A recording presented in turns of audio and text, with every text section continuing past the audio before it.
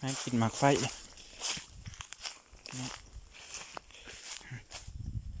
ก็หมากไฟบทันชุกนี่สมเป็นสมเนี่ยถ้ามันชุกกันสีฟ้านอยู่ในสวน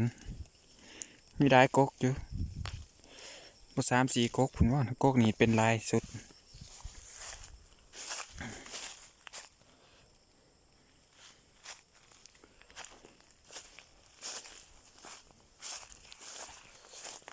เห็นอยู่ใน3-4กกมันเป็นบ่ได้เด็กกกหนึ่งกกนิดหน่อยไปกินกับแจ่วน้ำปลาแหลกอันนี้บ่เป็นน้อยเดียวนี่ที่ถึงเห็นบ่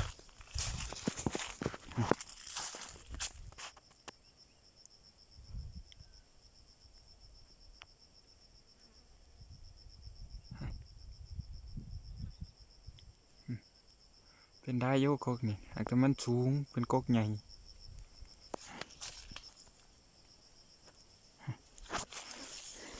ในโซนกาแฟมาตัดหญ้าหลายมืออยู่เราสิเดะก็ท่านขึงสักกวงกินกับแจวพี่น้องน้ำปลาแดกส้มๆเปรี้ยวๆนี่ไปเบิ่งวักซีดาก็วักซีดากินมีหมาโจ้ก็ยันบ่มีหมาเอาไปกินเบิดละ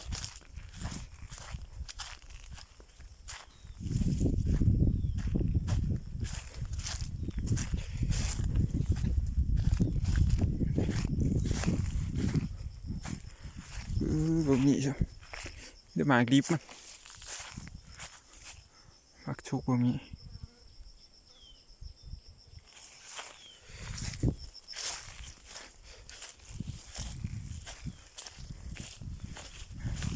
ตัวนี้ซุ่มว่านี้นี่ตัดแล้วใส่ปุ๋ยประเภทบ่งาม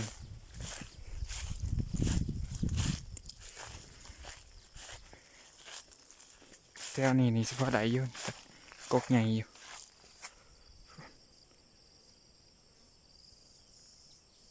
3เหลวกวนไปกวนมา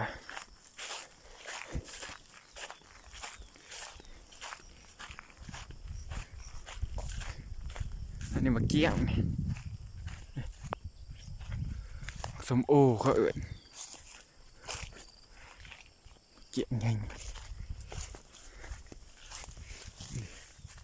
เห็นบ่มากเป็นบ่ร้ายบ่ทันชุก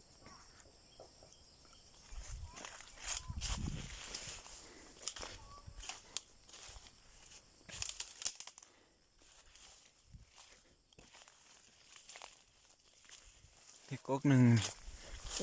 กกนี้ยังเดี๋ยวพวกมีหอนหมากเป็นหมากเป็นแตดอีกอย่างครับก็เกี่ยง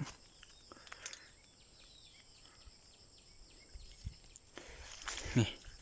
เยอะๆพี่น้องสมๆเปรี้ยวๆกินกับแจ่วอยากนอนในสวงดูติ